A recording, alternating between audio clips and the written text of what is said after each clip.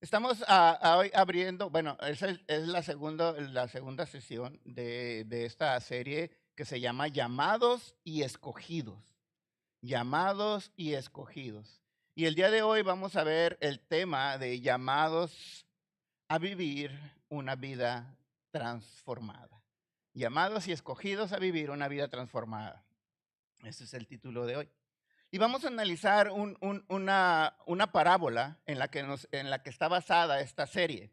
¿Ok? Estamos basando esta serie en una parábola en donde Jesús ya había pasado, ya había hecho la entrada triunfal a Jerusalén y estaba predicando en el templo. En el medio templo de Jerusalén, ahí estaba predicando Jesús. Todavía alcanzó a aventarse varias parábolas ahí en el templo. Y vamos a ver la que está en el verso 22, que dice parábola de las fiestas de boda. Ok, vamos a leerla. Respondiendo Jesús, les volvió a hablar en parábolas diciendo, el reino de los cielos es semejante a un rey que hizo fiesta de bodas a su hijo. ¿Ok? ¿A qué es semejante el reino de Dios? A un rey que hizo fiesta de bodas a su hijo. ¿Ok? De eso se trata esta parábola. Y envió a sus siervos a llamar a los convidados a las bodas, mas estos no quisieron venir. Volvió a enviar a otros siervos diciendo, decid a los convidados, he aquí, he preparado mi comida, mis toros y animales engordados han sido muertos y todo está dispuesto, venid a las bodas. Mas ellos sin hacer caso se fueron uno a su labranza y otro a sus negocios. Y otros tomando a los siervos los afrentaron y los mataron. Al oírlo el rey se enojó y enviando sus ejércitos destruyó a aquellos homicidas y quemó su ciudad. Entonces dijo a sus siervos, las bodas a la verdad están preparadas, mas los que fueron convidados no eran dignos. Id pues a las salidas de los caminos y llamad a las bodas a cuantos halléis. Y saliendo los siervos por los caminos, juntaron a todos los que hallaron, juntamente malos y buenos, y las bodas fueron llenas de convidados. Y entró el rey para ver a los convidados, y vio ahí a un hombre que no estaba vestido de boda, y le dijo, amigo, ¿cómo entraste aquí sin estar vestido de boda? Mas él enmudeció. Entonces el rey dijo a los que servían, atadle de pies y manos y echarle en las tinieblas de afuera. Ahí será el lloro y el crujir de dientes. Verso 14. Porque muchos son los llamados y pocos escogidos. Oremos. Amado Dios, gracias por tu palabra, mi Dios. Ayúdanos a comprenderla, ayúdanos a entenderla. Porque tú hablaste por medio de parábolas, Señor, para que los que tuvieran oídos no oyeran y ojos no vieran. Porque está reservado, Señor, para tus hijos. Ayúdanos a entender tu palabra, que tu Espíritu Santo, Señor, nos lleve de una manera fresca delante de tu presencia. En el nombre de Jesús. Amén. Amén. ¿Quién le gustan las bodas? Están buenas las bodas. Todo el mundo nos gusta las bodas. La analogía de las bodas está por todos lados en la Biblia. Comienza con una boda, Adán y Eva, y termina con una boda, la boda del Cordero. Y a lo largo de las escrituras vemos esa analogía una y otra vez. ¿Por qué? Porque para Dios es algo importante. Para Dios es algo fundamental entender eso. Pero nosotros, ah, al estar de este lado, las bodas no son igual que las bodas hebreas. Entonces, el día de hoy, mi misión es explicarles cómo eran esas bodas, o lo son para algunos todavía, en aquel lado. Y son realmente hermosas y vamos a entender un poco el significado de lo que está hablando aquí Jesús en esta analogía. Vamos a entender un poco de las costumbres que debemos examinar, qué es lo que pasaba en esta noche tan especial. ¿Okay? Entonces, vamos a ver el proceso de una boda hebrea. ¿Okay? El proceso de una boda hebrea es el primero, el desposorio. ¿Okay? Después del desposorio era la firma de un pacto que se llama ketubá. Y después de haber firmado el pacto, el novio regresa y comienza la preparación de la casa para la novia. Mientras tanto, la novia entra en un proceso de purificación. Y tiempo después, cuando ya están listos, se hace la fiesta de bodas. Entonces voy a explicar cada uno de estos aspectos. Primero, el desposorio. En la antigüedad, no sé si sepan, pero el padre era el que escogía la esposa de su hijo. ¿Okay? Vemos a lo largo de las escrituras cómo los padres escogían las esposas de los hijos. Y hoy, pues nos suena un poco descabellado esa idea, ¿no? Pero son costumbres que aún todavía en el Oriente se siguen practicando, en donde el padre es el que escoge la novia o la esposa al hijo. Y yo les comentaba en la mañana, yo miré una entrevista que entrevistaron a un hombre, creo que era de Rusia, y él contaba, ya estaba mayor y estaba con su esposa, y él contaba que él le escogieron a su esposa, su papá le escogió a su esposa, como era la costumbre. Y, y dicen, ¿cómo fue eso? Y dijo, me llamó la atención, dijo, pues la verdad, muy bien, muy bien. Primero, pues no nos conocíamos, de hecho, hasta que le quitan el velo y saben quién es la novia, ¿no? A veces. Y, y, y, y dijo, la verdad, muy bien, dice. Somos tan iguales, somos tan compatibles, no hemos tenido problemas de nada. Porque el padre escogía a la novia de determinada manera, que es como conocía a su hijo, sabía cómo debería de ser la novia. Y en las estadísticas, la mayor cantidad de divorcios, adivine dónde está. En los que escogen a su novia o en los que el papá escoge a su novia. En donde el novio escoge a la novia. Ahí es donde está el meollo del asunto, ¿no? Pero entonces, en la antigüedad, el desposorio, el papá escogía a la novia y entonces enviaba al novio a la casa de la novia para hacer una negociación.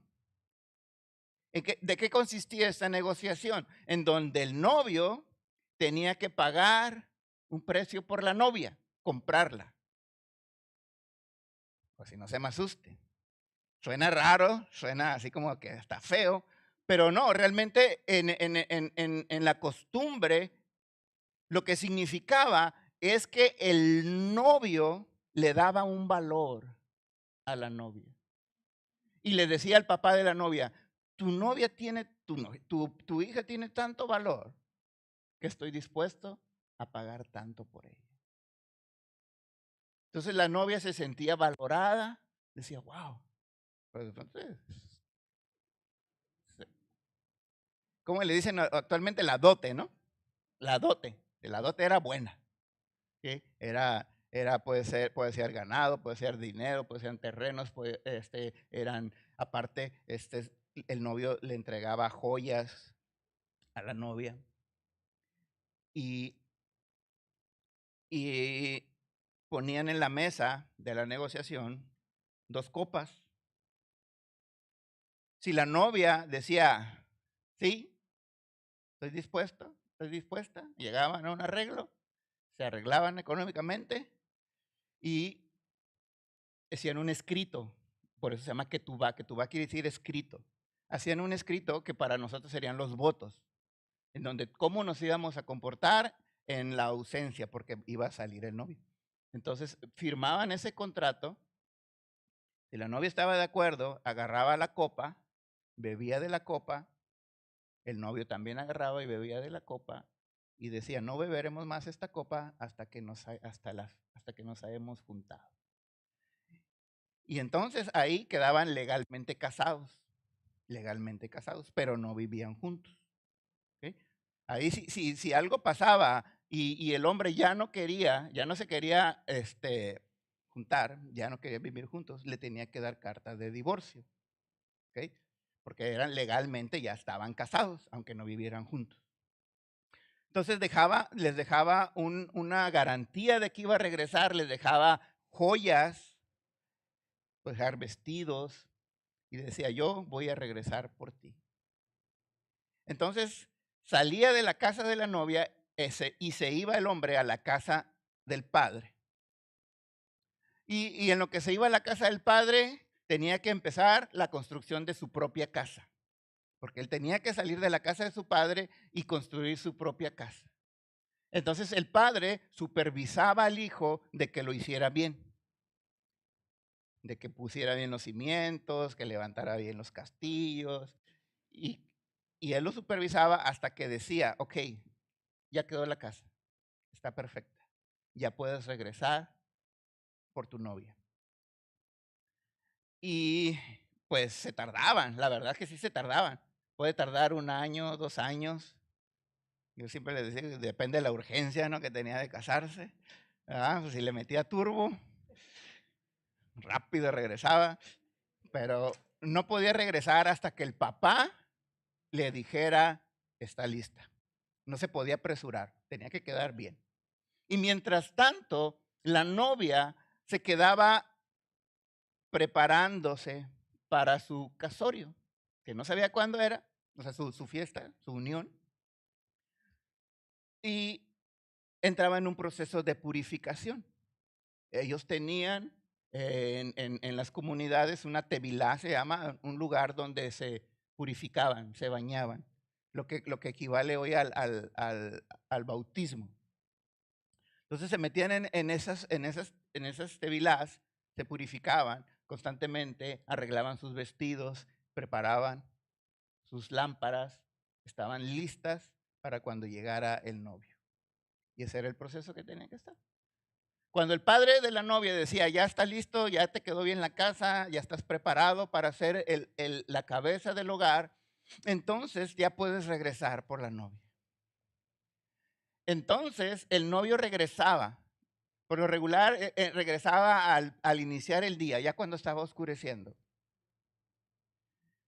Y cuando venía la oscuridad, llegaba el novio.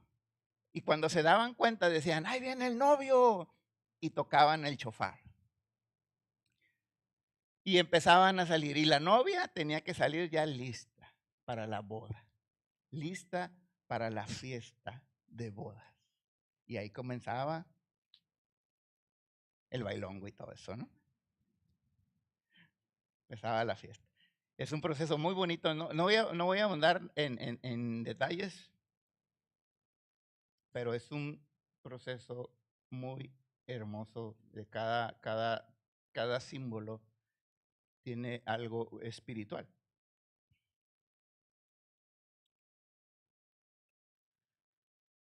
Este simbolismo Dios lo aplicó a su pueblo. Para Dios, el pueblo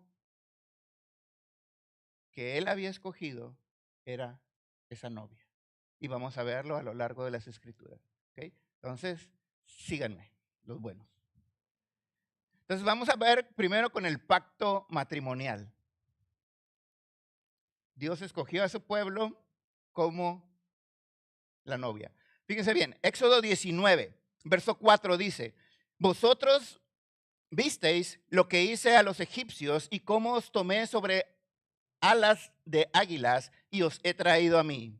Ahora pues, si dieres oído a mi voz y guardares mi pacto, recordemos que el matrimonio es un pacto, vosotros seréis mi especial tesoro sobre todos los pueblos, porque mía es toda la tierra.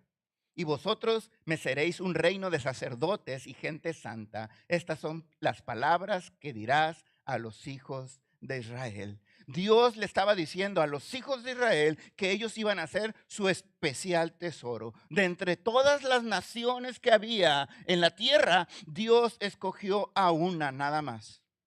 Solo a una. Y le dijo, hizo un pacto con ellas y les dijo, ustedes me serán mi especial tesoro. Dios escogió al pueblo de Israel e hizo un pacto.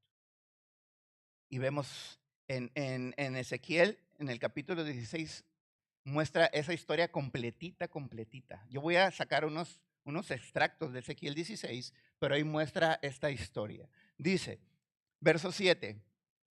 Te hice multiplicar como la hierba del campo y creciste y te hice grande y llegaste a ser muy hermosa.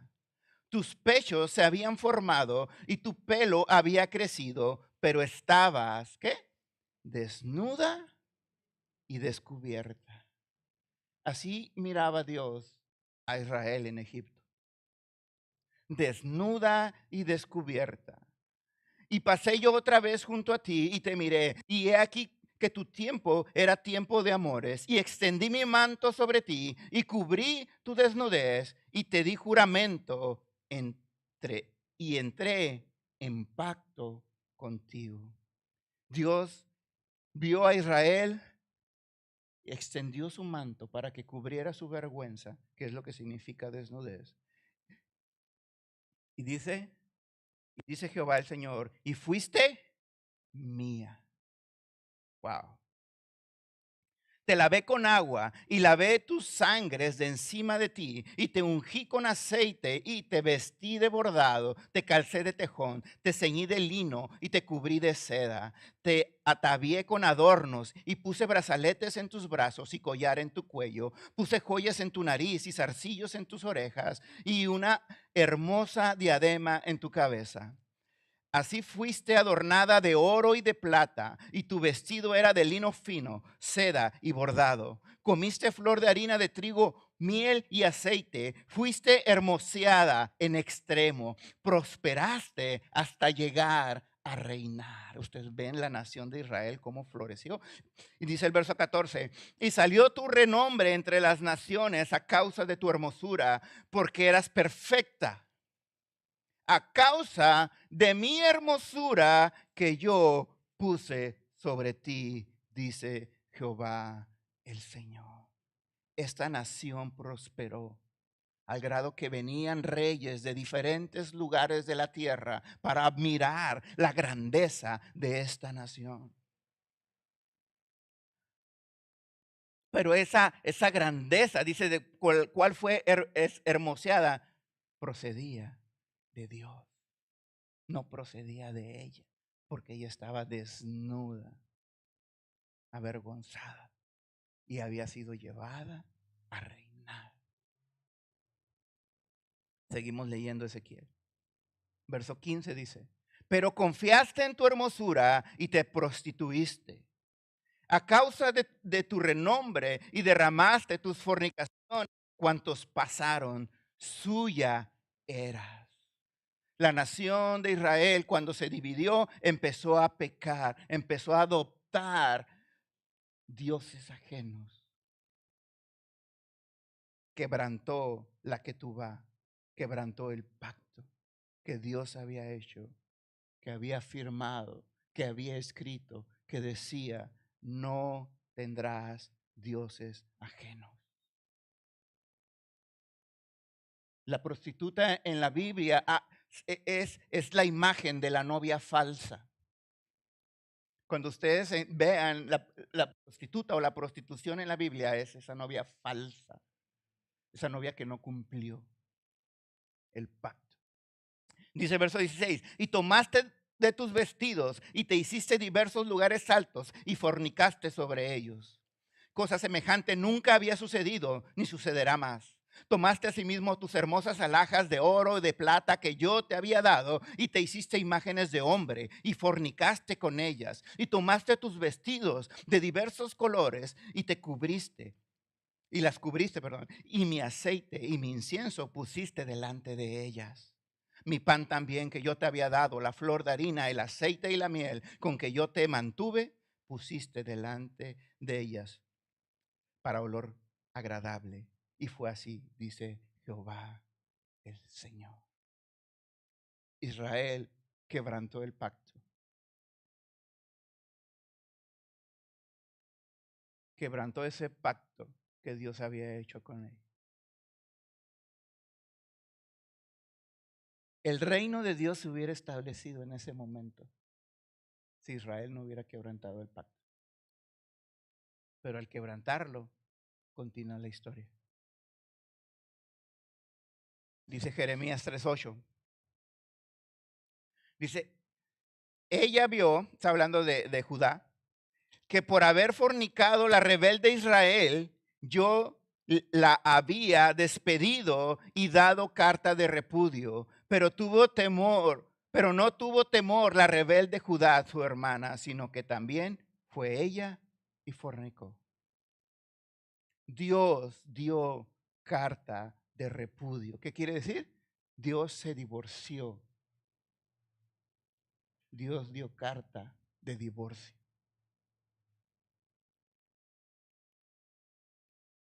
Porque había fornicado la rebelde Israel y la rebelde Judá cuando se dividieron. El pacto fue quebrantado. Ya no iba a haber boda. Pero Dios en su infinito amor y en su infinita misericordia le dijo al mismo Jeremías. Veamos lo que le dijo. Jeremías 31:31 dice, he aquí vienen días, dice Jehová, en los cuales haré ¿qué? Nuevo pacto con la casa de Israel y con la casa de Judá. Dios está prometiendo que iba a hacer un nuevo pacto. No en que fuera diferente el pacto, sino que lo iba a volver a plantear sobre la mesa. Iba a volver a poner las copas. Iba a volver a poner la ketubá. Y iba a ser un nuevo pacto. Dice, no como el pacto que hice con sus padres el día que tomé su mano para sacarlos de la tierra de Egipto, porque ellos invalidaron mi pacto, aunque yo fui marido para ellos, dice Jehová. Pero ese es el pacto que haré con la casa de Israel después de aquellos días, dice Jehová. Daré mi ley en su mente y la escribiré en su corazón, y yo seré a ellos por Dios y ellos me serán por pueblo. Esta ketubá, este contrato que yo voy a hacer con este pueblo ahora corazón, y ella va a ser mía y yo voy a ser de ella. Wow. Wow. Dios es bueno, bueno, porque no se lo merecía la verdad. Voy a decir la verdad. Me acordé. La verdad. Dice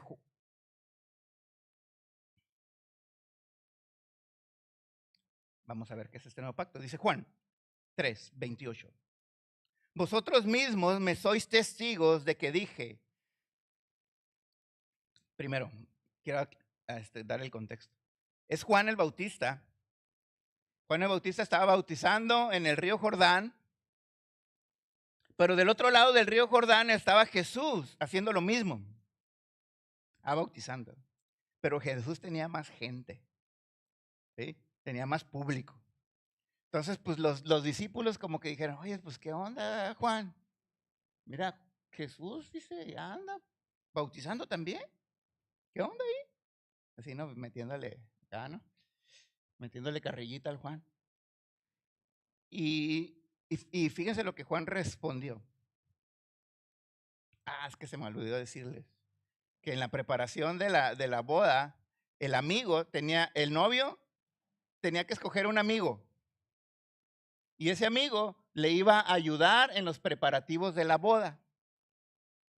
Y la novia también escogía un amigo y es el que también le ayudaba en la preparación de la boda, de este lado, para prepararse ella. Y en la tradición, al amigo del novio le decían Elías y al amigo de la novia le decían Moisés. Ya tienes tu Moisés, sí, ya tengo mi Moisés. Yo tengo mi Elías. Entonces, para entrar así, para que vean, yo no soy el Cristo, es Juan hablando, sino que soy enviado delante de él. El que tiene la esposa es el esposo. Mas el amigo del esposo que está a su lado y le oye, se goza juntamente de la voz del esposo. Así pues, este mi gozo está cumplido. Juan el Bautista sabía que él no era el novio, que él era el amigo del novio. Y en su corazón había tal regocijo que decía, wow, yo estoy viendo, ya me tocó ver al novio, ya viene, ya está aquí. Es necesario que él crezca, pero que yo mengüe, porque el novio ya pisó, ya está aquí, ya me escogió. Ahora sigamos con el pago. Dice Hechos 20:28, dice, por tanto mirad por vosotros y por todo el rebaño en que el Espíritu Santo os ha puesto por obispos para apacentar la iglesia del Señor. ¿Qué representa la iglesia del Señor? La novia, ¿verdad? La cual él ganó por su propia sangre. Otras versiones dice, él pagó con su propia sangre. ¿Por quién pagó? Por la iglesia del Señor. Y dice Pedro, primera de Pedro 1, dice, verso 18, sabiendo que fuisteis rescatados de vuestra vana manera de vivir, la cual recibiste de vuestros padres, no con cosas corruptibles, como oro o plata, sino con qué? Sino con la preciosa la sangre preciosa de Cristo, como un cordero sin mancha y sin contaminación, ya destinado desde antes de la fundación del mundo, pero manifestado en los postreros tiempos por amor a vosotros. Por el amor a nosotros, Él dio un pago por la novia. ¿Cuánto vale la novia para Jesús? Todo. Su propia vida. Jesús vino a entregar esa dote con su propia sangre.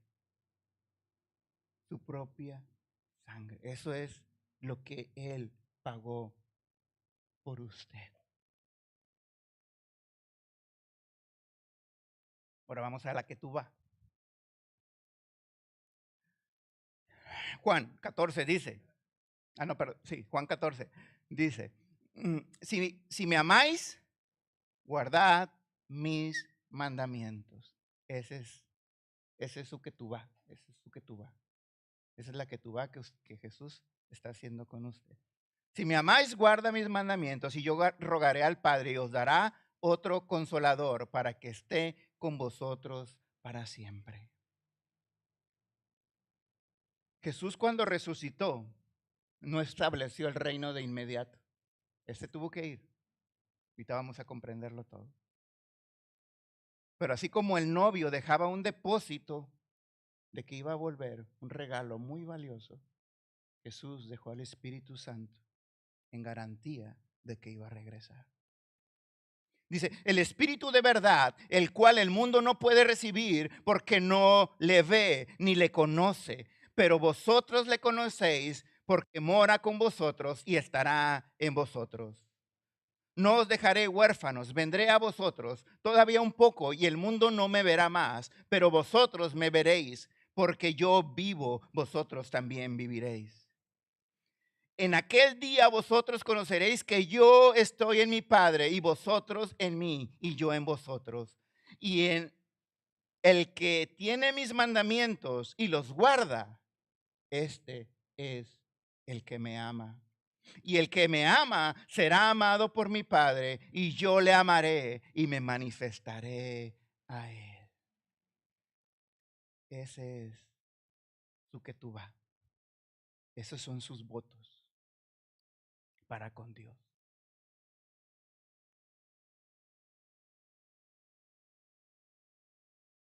Lucas expresa algo hermoso. Dice Lucas que Jesús, sentado en la mesa, levantó la copa y dijo: esta es la copa del nuevo pacto que hago hoy con ustedes. ¿Qué creen que entendían ellos? ¿Qué creen que entendía cuando Jesús levantó y dijo: esta es la copa del nuevo pacto?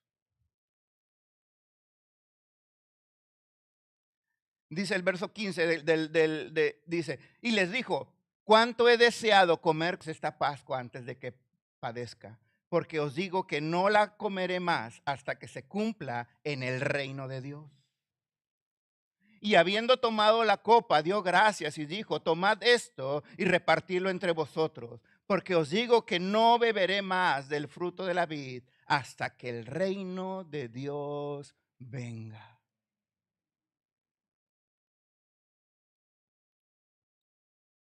Hasta que el reino de Dios venga. Los discípulos que representan al ungido de Dios estaban firmando ese nuevo pacto. Israel entraba de nuevo en pacto.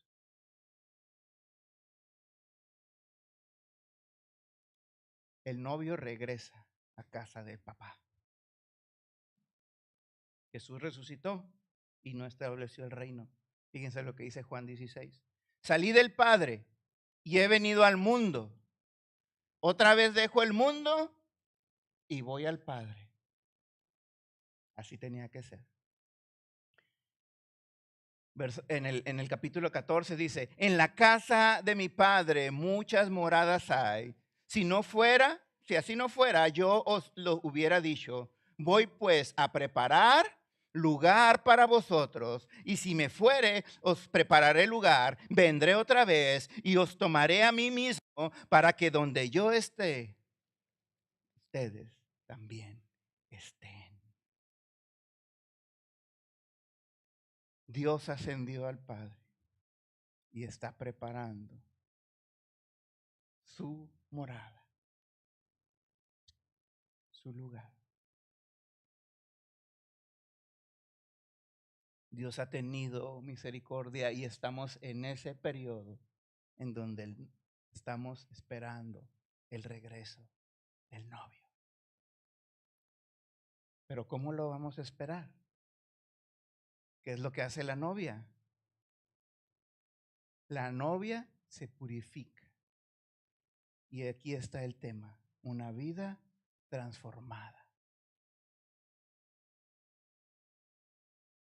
Dios no va a volver por una novia que no esté lista. Si el novio regresaba y la novia no estaba lista, el novio ya nomás de lejos decía: no, todavía no. Y se regresaba a casa de papá. Romanos 6:22 dice: mas ahora habéis sido libertados del pecado y hechos siervos de Dios. Tenéis por vuestro fruto la santificación, así como fin la vida eterna. Estamos esperando que llegue el novio y el novio vamos a entrar con él a la vida eterna. Eso es lo que anhelamos, esa es nuestra esperanza. Pero primero tenemos que santificarnos. Según nos escogió. Nos escogió antes de la fundación del mundo para que fuésemos santos y sin mancha. Y les recuerdo, ellos entendían que Dios había escogido a toda la nación para desposarse con ella. Entonces, los había escogido antes de la fundación del mundo para que fueran santos y sin mancha delante de Él.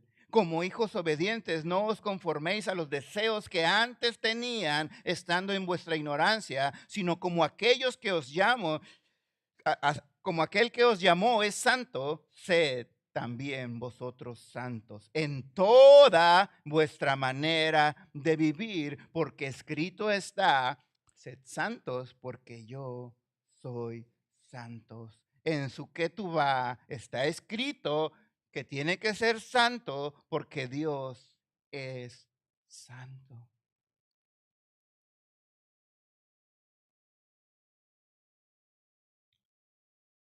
En la elección nosotros no tuvimos nada que ver. En la salvación nosotros no tuvimos nada que ver. No hicimos nada. Usted no tiene que ser nada. Pero en la santificación, ahí sí hay que trabajar. Bueno, fuera que la santificación llegara así, que nos santificamos por medio de la sangre del Cordero, pero el proceso de la santificación nos toca a nosotros. Dice Efesios 5:25, dice, maridos, amad a vuestras mujeres así como Cristo amó a la iglesia y se entregó a sí mismo por ella. ¿Para qué? Para santificarla, habiéndola purificado en el lavamiento del agua por la palabra. Ese bautismo, esa preparación, ese lavado que se hacía a la novia en esa tevilá, en esa como alberquita, ahora nosotros lo tenemos que hacer por medio de su palabra, porque la palabra de Dios es la que nos santifica. Fuera de la palabra de Dios no vamos a encontrar nada que nos santifique.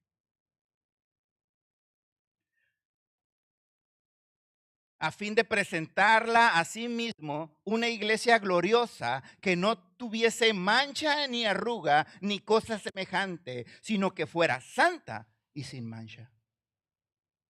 Así tiene que ser la novia.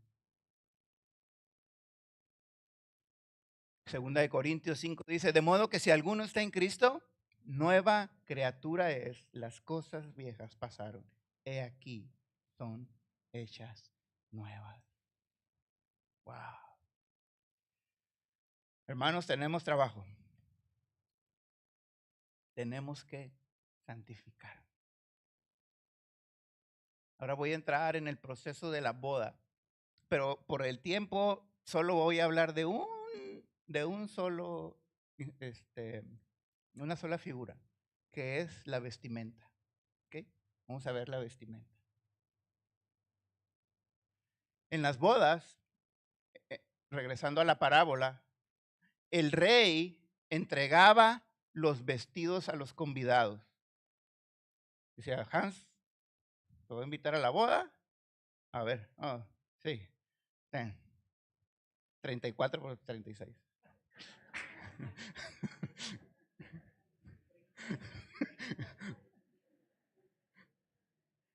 El rey entregaba los vestidos a los convidados.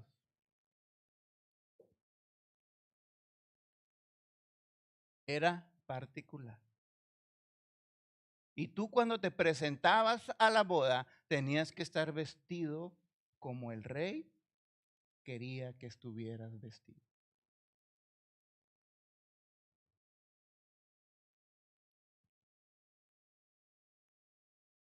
En la Biblia, desde Génesis hasta Apocalipsis, habla de la vestimenta, la importancia de la vestimenta.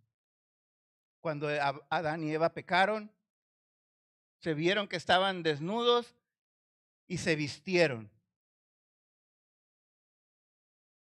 Cuando Dios los vio, le dijo, quítense ese vestido, yo tengo un vestido para ellos. Y Él los vistió, así léalo, Él los vistió, Dios los vistió con pieles de animal. Dios es el que da el vestido. Dios es el que le entrega el vestido. Y vemos la figura en el hijo pródigo. ¿Qué pasó con el hijo pródigo? ¿Entró todo apestoso a la fiesta? El padre tuvo que cambiar sus vestidos y le puso un vestido nuevo y le puso un anillo en su mano.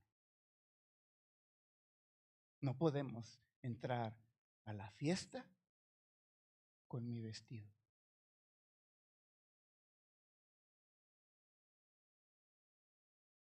Tal vez usted cree que sabe mucho. Dijo, yo voy a entrar con mi propio vestido porque la verdad, yo estudié.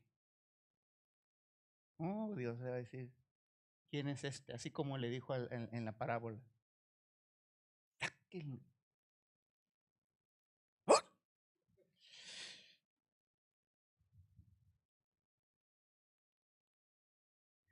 Usted cuando lea la Biblia y cuando vea vestido, cuando vea cómo José fue vestido, cuando vea cómo las hijas de David fueron vestidas, va a entender que Dios es el que nos viste. Segunda de Corintios dice así: pues así seremos hallados vestidos y no desnudos. La desnudez, como les dije, representa la vergüenza. Jesús, cuando estuvo clavado en la cruz, ustedes lo ven con un taparrabos. Pero la realidad es que no tenía taparrabos. La verdad es que estaba desnudo. Porque Él estaba trayendo para sí la vergüenza que me pertenecía a mí. Él estaba siendo avergonzado por mí.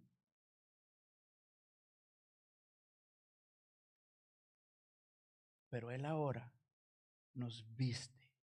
Porque asimismo los que estamos en este tabernáculo, estamos hablando del cuerpo, gemimos con angustia porque no quisiéramos ser desnudados, sino revestidos para que lo mortal sea absorbido por la vida. No sé si usted desea ese día en el que seremos levantados y seremos transformados. Seremos despojados de este tabernáculo y se nos va a entregar otro new pack.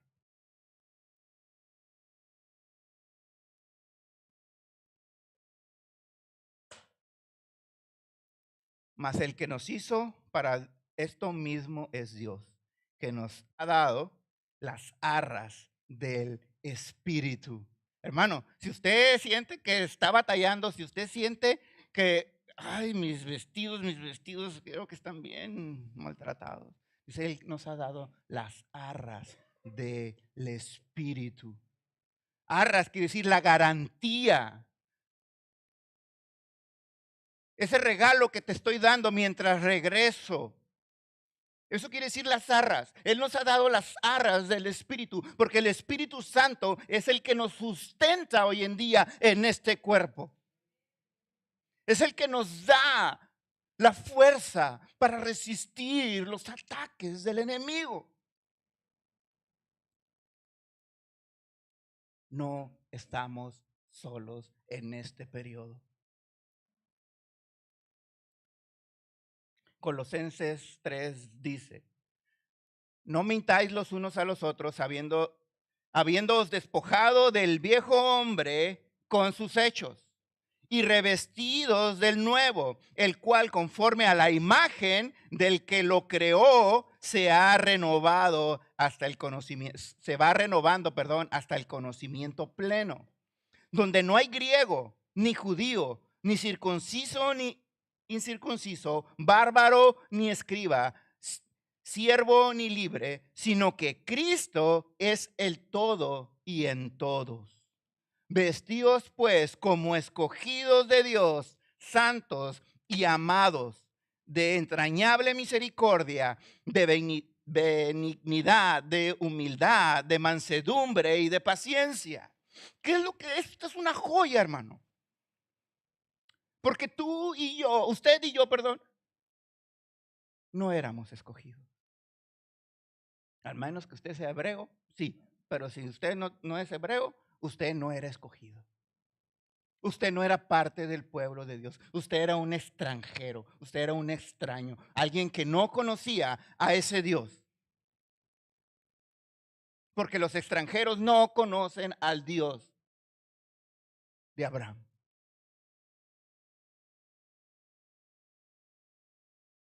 Nosotros estuviéramos adorando pirámides, bailando para que llueva, porque somos extranjeros o éramos extranjeros. Pablo dice, ya no hay judío ni griego, no hay diferencia.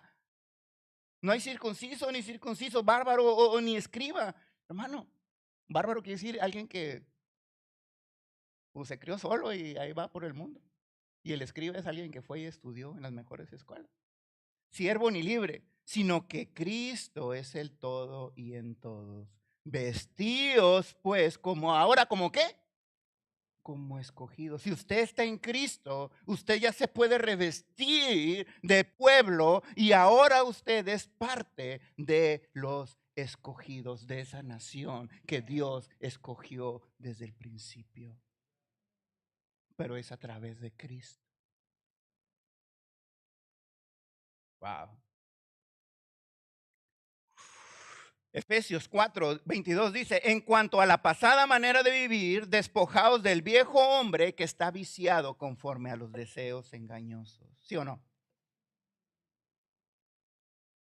Y renovaos en el espíritu de vuestra mente y vestíos del nuevo hombre creado según Dios en la justicia y en la santidad de la verdad.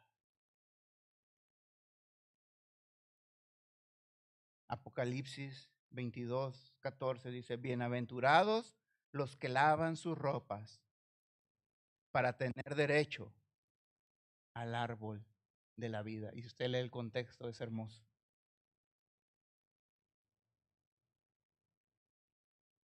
Ese árbol de la vida del que fue expulsado Adán y Eva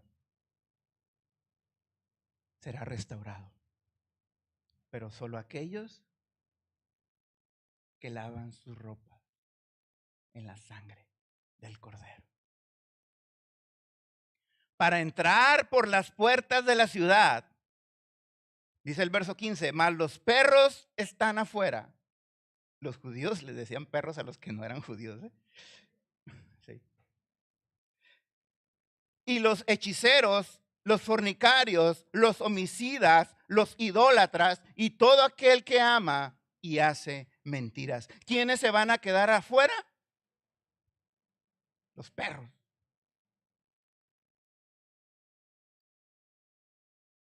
Los idólatras, los fornicarios, hechiceros, todos los que quebranten el pacto.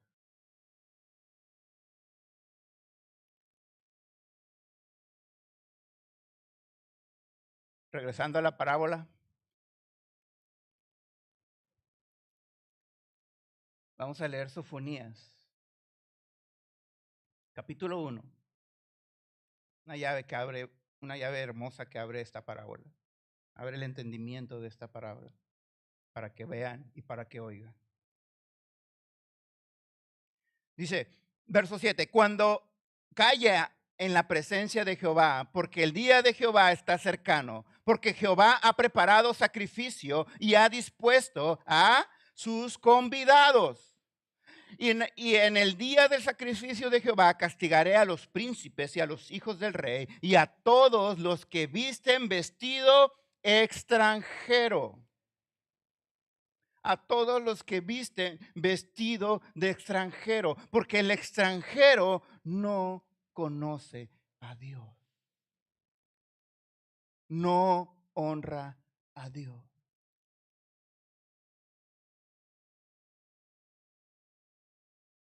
Asimismo castigaré en aquel día a todos los que saltan la puerta, los que llenan las casas de sus señores de robo y de engaño.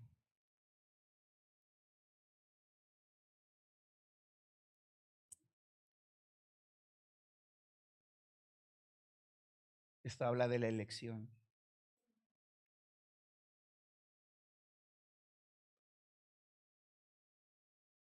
A todos los que visten de extranjero. Pero tengo buenas noticias. Gálatas 3, el apóstol Pablo dice en el verso 27, porque todos los que habéis sido bautizados en Cristo, ¿en qué? ¿En quién? En Cristo. De Cristo estáis revestidos. Si usted está bautizado en Cristo, usted ya no está revestido de extranjero.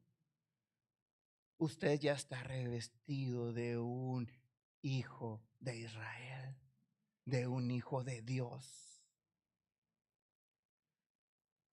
Ya no hay judío ni griego, ya no hay esclavo ni libre, no hay varón ni mujer, porque todos vosotros sois uno en Cristo Jesús. Y si vosotros sois de Cristo, ciertamente linaje de Abraham sois y herederos según la promesa.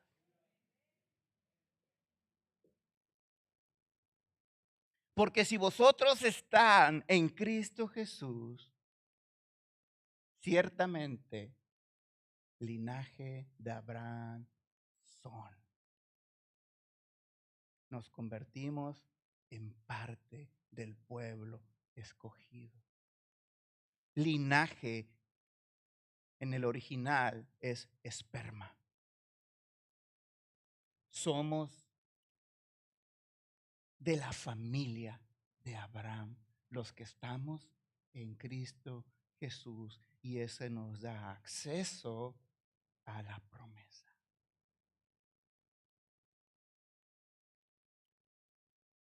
Solo a través de Jesús tenemos acceso a esa promesa que en otro tiempo estábamos muy lejanos,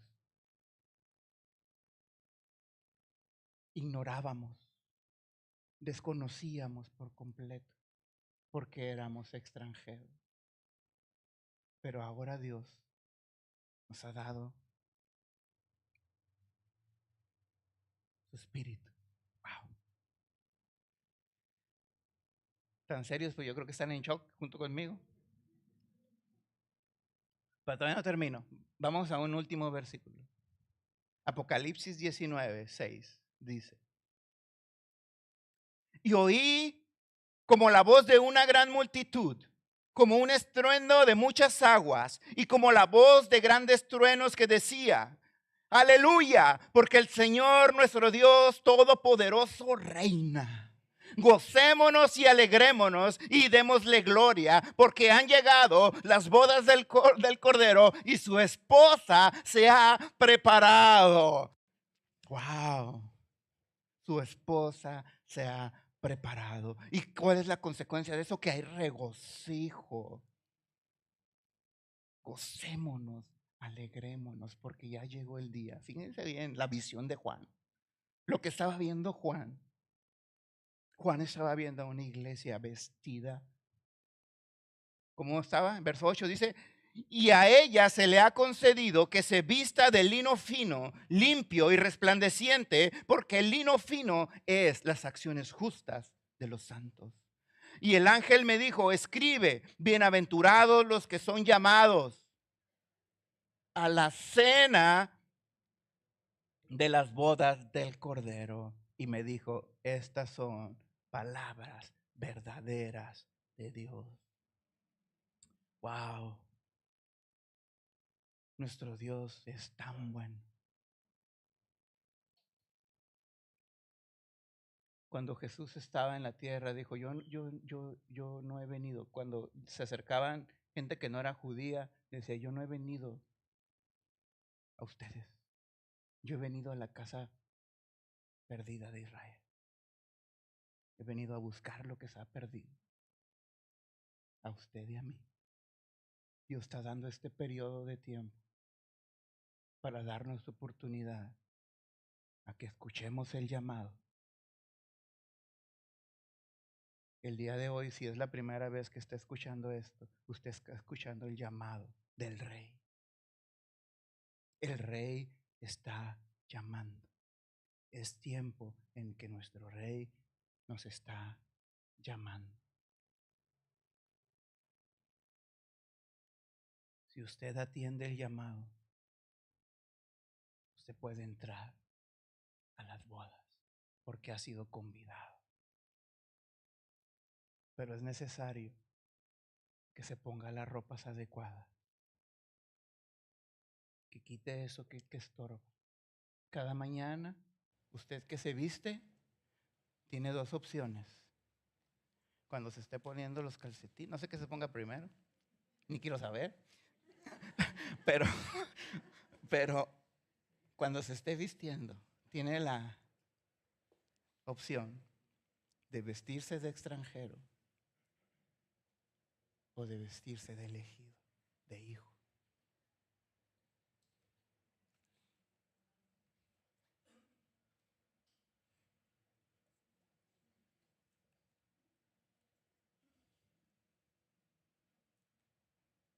Dios quiere cubrir su vergüenza. Dios quiere cubrir su desnudez. Porque así yo me vi una vez, desnudo, avergonzado. Y eso me confrontó. Me vi en el espejo y me vi desnudo y avergonzado. No sé si usted se haya visto desnudo y avergonzado, hundido en el pecado, hundido en la inmundicia.